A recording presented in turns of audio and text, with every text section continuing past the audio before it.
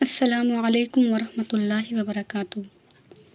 نحمدہ ونصلی علی رسولہ الکریم، اما بعد، فاعوذ باللہ من الشیطان الرجیم، بسم اللہ الرحمن الرحیم۔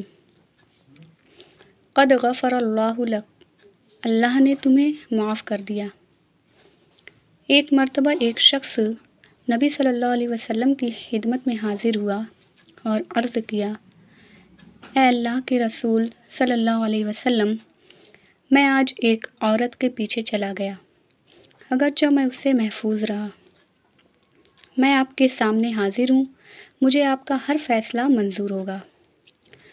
حضرت عمر بھی وہیں موجود تھے اور انہوں نے فرمایا، اللہ نے تمہارا عیب چھپا لیا، تم کو بھی اپنا عیب چھپا لینا چاہیے تھا۔ اسی دوران نماز کھڑی ہو گئی۔ نبی صلی اللہ علیہ وسلم نے اس معاملے میں کچھ بھی نہیں فرمایا۔ نماز سے سلام پھیرنے کے بعد آپ صلی اللہ علیہ وسلم نے اس شخص سے مخاطب ہو کر فرمایا، کیا تم نے ہمارے ساتھ نماز ادا کی؟ اس نے جواب دیا، ہاں۔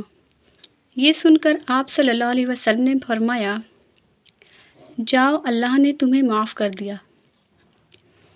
اس حدیث کا مطلب یہ نہیں کہ انسان کو ہری جھنڈی مل گئی کہ برائی کے پیچھے بھاگو اور واپس آ کر نماز پڑھ لو تو اس سے گناہ معاف ہو جائے گا، بلکہ اس کا مقصود یہ بتانا ہے کہ جب شہوت غالب آ جاتی ہے اور شیطان سوار ہو جاتا ہے تو اس وقت بھی اللہ کا در کھلا ہوتا ہے اور نیکیاں برائیوں کو مٹا دیتی ہیں۔